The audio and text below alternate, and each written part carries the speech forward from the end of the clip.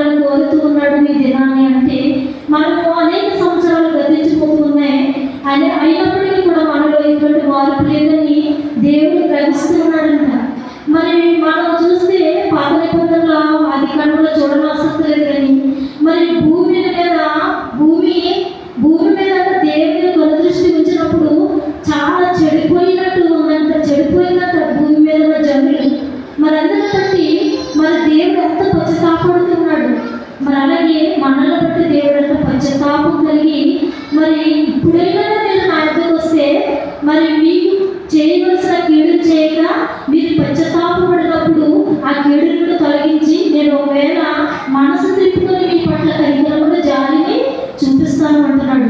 మరి ఇప్పుడైనా అంటే ఈ గడియలలో మీరు ఎంతవరకు ఎలా తిరిగినా ఎలా ఉన్నప్పటికీ ఇప్పుడైనా నా మాట వినండి, ఇప్పుడైనా మనసు తిప్పుకొని నా యొద్దకు రండి అని ప్రభు సెలవిస్తున్నాడు. మీ దేవుడైన యెహోవా కరుణ వాత్సల్యము గలవాడును శాంతమూర్తియు అత్యంత కృప గలవాడనై ఉండి తాను చేయి నిర్దేశించిన కీడును చేయక పశ్చాత్తాపపడును కనుక మీ వస్త్రములను కాక మీ హృదయములను చింపుకొని ఆయన తట్టు తిరుగుడి. ఒకవేళ ఆయన మనసు తిప్పుకొని పశ్చాత్తాపపడి మీ దేవుడైన యెహోవాకు తగిన నైవేద్యమును పానార్పణను మీకు దీవెనగా అనుగ్రహించును. అనుగ్రహపడని ఎవరు చెప్పగలడు? సియోనులో బాకాబుదుడి, ఉపవాస దినమును ప్రతిష్ఠించుడి, వ్రత దినమును నియమించి ప్రకటన చేయుడి, జనులను సమకూర్చుడి, సమాజమును ప్రతిష్ఠించుడి, పెద్దలను పిలువనంపించుడి, చిన్నవారిని స్తన్యపానం చే బిడ్డలను తోడుకుని రండి, పెండ్లి కుమారుడు అంతఃపురములో నుండి పెండ్లి కుమార్తె గదిలో నుండి రావాలి. మరి ఇక్కడ చదివించింది ఏంటంటే చిన్న బిడ్డలతో సహా పాలు కానీ పిల్లలకు కూడా దేవుడు ఆర్జిస్తున్నాడు. మరి మీరందరూ కూడా మరి ఉపవాసం ఉండండి, కన్నీరు కార్చండి. ఎందుకంటే దేవుడి సన్నిధిలో ప్రలాపించాలంటాడు. ప్రలాపం మనకి నేర్చుకోవాలంటే ఆ విద్య. మరి ఎవరైతే మరి ఇరుమిలో మనం జ్ఞాపకం చేసుకుంటూ ఉంటాం కదండి. మరి ఇజ్రాయేల్ పిలువనప్పుడు మరి అంగలార్పు విద్య నేర్చుకోవడానికి దేవుడు సెలవిస్తున్నాడు. మరి అక్కడంటే అంగలార్పు విద్య మనం నేర్చుకోవాలంట. మన పిల్లలకి అంగలార్పు విద్య నేర్పాలంట. మరి అప్పుడే దేవుడు అంటే మరి మన మీద కోపాన్ని మానుకుని పశ్చాత్తాపపడి ఆయన మనల్ని కరుణించడానికి ఆయన బాగు చాపుతూ ఉంటాడంట. మరి అటువంటి విధంగా మనం ఉంటున్నామా? అటువంటి జీవితం మనం కలిగి ఉంటే మనకి ఎన్నో కష్టాలు, బాధలు, శ్రమలు మన జీవితంలో మనల్ని వెంటాడనట్టు లేకుండా ఉన్నాయి మన జీవితంలో కదండి. కష్టాలు, శ్రమలు, బలహీనతలు మనల్ని చుట్టుముట్టేస్తూ ఉన్నాయి. అయినప్పటికీ మనం ఏం చేయలేదు? ప్రార్థన చేయలేకపోతున్నాం, ప్రార్థనకి సమయం ఇవ్వలేకపోతున్నాం, ప్రార్థన చేయడానికి మనం మరి యొక్క సమయాన్ని నిర్ణయించుకోలేకపోతూ ఉన్నాం, దేవుడికి దూరంగా ఉంటున్నామండి. మరి ఉపవాసం అంటే మరి దేవుడికి సమీపంగా రావాలని దేవుడి వాక్యం సెలవిస్తుంది. మరి ఉపవాసం అంటే అంటే తగ్గించుకుంటాం. మనం ఎప్పుడైతే ఒకరినొకరు తగ్గించుకుని మనకు మనం తగ్గించుకుని దేవుడికి సమీపంగా ఉంటామో అదే ఉపవాసం. మరి అటువంటి ఉపవాస దినం మనం చేస్తున్నామా? అటువంటి ఉపవాస దినాన్ని మనం ప్రకటన చేస్తున్నామా? మరి అక్కడ అంటున్నాడు మీరందరూ సమాజంలో కూడి మరి ఉపవాస దినాన్ని వ్రత దినముగా చేయండి, ఆరాధించండి అని సెలవిస్తున్నాడు. మరి అటువంటి విధంగా మనం చిన్నమంతగా చేరి రాత్రికాల సమయంలో మరి దేవుని ఆరాధించడానికి మనం అందరం వచ్చాం కదండి. మరి అటువంటి ఉపవాస ప్రార్థన మనం ఎందుకు చేయాలి అంటే, మనం ఎందుకు చేయాలి, ఉపవాసం ఎందుకు ఉండాలి అంటే, మనము ఏదో డైటింగ్ చేస్తాం కాదు. డైట్ మనం ఉపవాసం ఉంటే ఇలా ఈ విధంగా కలిసి వస్తాయి కదా, మనం డైటింగ్లో చేసినట్లుగా అని మనం అనుకుంటాం. అది కాదు, మన శరీరాన్ని మనం నలగొట్టుకోవాలంటున్నాం. దేవుడు మరి ఆయన ఏ పాపం చేయలేదు, కానీ అయినప్పటికీ మనందరి పాపముల నిమిత్తం ఆయన చేశాడు, ఉపవాసం చేశాడు. ఆయన దేవుడైతే కూడా మనందరి కొరకు ఉపవాసం చేశాడు, అపవాదిని జయించడానికి ఉపవాసం చేశాడు. మరి అటువంటి ఉపవాసాలు మరి ఆయన చేస్తున్నప్పుడు మనం చేయడానికి ఏమన్నా మనం చేయలేమంటారా? చేయగలుగుతుంటారండి. మనకి శక్తిని మనం దేవుడు ఇస్తాడు, బలం చేకూరుస్తాడు. మన ఉపాయం మేము చేయలేము, ఉపవాసం అంటే మేము చేయలేము, బలహీనులు అని మనం అనుకుంటూ ఉంటాం. కానీ ఒక దినం ముందు మీరు దేవుడి సన్నిధిలో ప్రార్థించండి, నేను ఉపవాసం ఉండాలి, నాకు బలం శక్తిని అన్నప్పుడు దేవుడు తప్పక మన శక్తిని బలాన్ని చేకూరుస్తూ ఉంటాడు. ఉపవాసం ఏమంటే ఉపవాసం చేయడంలో మన ఆత్మ మరి ఎటువంటి బలహీనత వచ్చినా మన ఆత్మ దేవుడు ఏం చేస్తాడు? బలపరుస్తూ ఉంటాడంట. మరి అటువంటి విశ్వాసం, అటువంటి ఉపవాస ప్రార్థన మనం చేయాలని మరొకసారి నేను విజ్ఞాపన చేస్తున్నాను. అలాగే మరి ఉపవాసం చేసినప్పుడు మరి ఎలా చేయాలి అనేది అంటే మనం కొన్ని నిమిషాలు మనం జ్ఞాపకం చేసుకున్నాము. యెషయా గ్రంథము 58వ అధ్యాయము 3వ వచనం చూడండి. యెషయా 58:3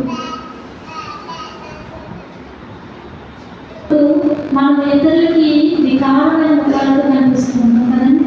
మరి అటువంటి విధమైన ఉపవాసం దేవునికి అనుకూలంగా కాదని చెప్తున్నాడు. అలాగే మేము ఉపవాసం అంటే నీవెందుకు మా యొక్క అక్రతలు తీర్చట్లేదు, మాకున్న బాధలు శోధనలు శ్రమలు నీవెందుకు మరి తీర్చలేకపోతున్నావు అని ఎంత దేవుడిని అడుగుతుంటామంటాం. మరి మేము ఉపవాసం అంటే నీవెందుకు చూడము, మేము మా ప్రాణాలను ఆయాసపరచుకున్నది నీవెందుకు లెక్కి పెట్టము అని అందరూ. మీ ఉపవాస దిన మీరు మీ వ్యాపారంలో చేయదురు, మరి మీ పని వారి చేత కఠినమైన పని చేయించుదురు అంటున్నారు. మరి అలాగే మనం కూడా ఉపవాసం ఉన్నప్పుడు అవి మేము ఉపవాసం ఉంటున్నాం సరిపోతుంది, కానీ మనం అక్కడక్కడ తిరిగి వచ్చేస్తుంటే ఉపవాసంతో సరిపోతుందా? సరిపోదు. కానీ ఉపవాసం ఉన్నప్పుడు మనం ఏం చేయాలి? మరి కఠినమైన ఉపవాసం కలిగి మరి నీ గదిలోనికి వెళ్ళి మరి తలుపు వేసుకుని రాష్ట్రమందున తండ్రికి మొదలుపెట్టాలండి. మరి అటువంటి ఉపవాసం మనం చేస్తున్నామా? మరి మనం ఉపవాసం ఉంటున్నాంలే, మనం తిరుగుదేవు ప్రయాణాలు చేసేస్తాం, పనులు చేసేస్తాం, మరి మనకి పనులు చేస్తాము అని కఠినమైన మరి పనులు కల్పించే వాళ్ళ మనం ఉంటూ ఉంటాం. కానీ అటువంటి ఉపవాసం దేవుడికి అనుకూలం అంటున్నాడా? కాదు. మరి ఎందుకంటే మీరు ఉపవాసం ఉండగా మీరు ఎందుకు చూడవు అంటారు అన్నట్టు ప్రశ్నిస్తూ ఉంటామంట. ఎందుకు ప్రభు మేము ఉపవాసం ఉన్నాం, మేము ఉపవాసం ఉండి నీకు మొరపెడుతున్నాం, నీ మందిరంలో ఉంటున్నాం, మరి నీ సేవ పరిచయం చేస్తున్నాం, ప్రార్థన చేస్తున్నాం, కానీ మాకున్న అవసరతలు నీవెందుకు చూడట్లేదు, నీవెందుకు మేము మా ఉపవాసాలు అంగీకరించట్లేదు అన్నట్టు మనం అడుగుతూ ఉంటామంట. మరి అటువంటి మరి న్యాయమా దేవుని దృష్టికి అంటే కాదు. ఎందుకంటే మరి ఇక్కడ చదివిస్తున్న మాట 7వ వచనం చూడండి. తప్పిపోకుంటాయి, దిక్కుమాలిన పేదలను ఏమో చేర్చుకుంటాయి, వస్త్రహీనుడు నీ కనబడినప్పుడు వారి వస్త్రం ఇచ్చుతాయి, ఇది ఏదో నాకు ఇష్టమైన ఉపవాసము అంటున్నాడు. మరి మనం ఉపవాసం చేస్తున్నప్పుడు మనం ఎటువంటి మన యొక్క క్రియను మనం పాటించాలి అనేది మొట్టమొదటిగా మనం జ్ఞాపకం చేసుకుంటాం. ఉపవాసం సరిపోతుంది కదా, మనం ఏ పని చేసినా పర్వాలేదు, ఎటు తిరిగి వచ్చినా పర్వాలేదు, ఏ క్రియ చేసినా పర్వాలేదు, కానీ ఉపవాసం మాత్రం ఉంటున్నాం సరిపోతుంది. దేవుడు అంగీకరించేస్తాడు అని అనుకుంటే సరిపోదు. మరి దేవుడి దృష్టికి మరి ఎటువంటి ఉపవాసం అనుకూలం అని మరి ఇక్కడ 58వ అధ్యాయం అంతా కూడా రాయబడింది యెషయా గ్రంథం కదండి. మనం ఇవన్నీ చదువుకోవడానికి సమయం సరిపోదు కనుక మరి నేను క్లుప్తంగా చెప్తూ ఉన్నాను. మరి ఇక్కడ అంటున్నాడు, మీ కంటలోని పరములు విడబడినట్లుగా మీరు ఉపవాసము ఉండదు. అట్టి ఉపవాసం నాకు అనుకూలమా? మనుషులు తన ప్రాణము బాధపరచుకోవలసిన దినం ఇదేనా? ఒకరు జమ్ముని తలవంచుకొని గోనెబట్ట కట్టుకుని బూడిద పరుచుకొని కూర్చుంటే ఉపవాసమా? మరి అన్నీ కూడా మనలో కూడా చాలా అనుకుంటున్నాం కదండి, మేము ఉపవాసం చేసేస్తున్నాం, కానీ కొన్ని క్రియలు చేస్తున్నాం సరిపోతుంది అనుకుంటాం. కానీ దేవుడు అంటున్నాడు, మీ కంటలోని పరమున వినపడినట్లుగా మీరు ఇప్పుడు ఉపవాసం ఉండాలి. మరి మన కంటలోని ఏ రీతిగా దేవుడికి ప్రార్థన చేసే వాళ్ళు ఉంటున్నాం, మన కంటలోని దేవుడికి వినిపించినట్లు ప్రార్థన చేస్తున్నామా లేదా? మరి ఒక విధంగా ఏదో ఒక 10 నిమిషాలు ప్రార్థన చేస్తే అది ఉపవాసం అయిపోతుంది అనుకుంటాం. ఒక 10 నిమిషాలు దేవుని ఆరాధిస్తుంటే సరిపోతుంది అనుకుంటూ ఉంటాం. కానీ అటువంటి అనుకూలం కాదు అని దేవుడి యొక్క వాక్యం మనకి సెలవిస్తుంది. ఇక్కడ ఏమిటయు బాధింపబడిన వారిని విడిపించుటయు, ప్రతి వాడిని విరగొట్టుటయు నేను ఏర్పరచుకున్న ఉపవాసం కదా అంటున్నాడు.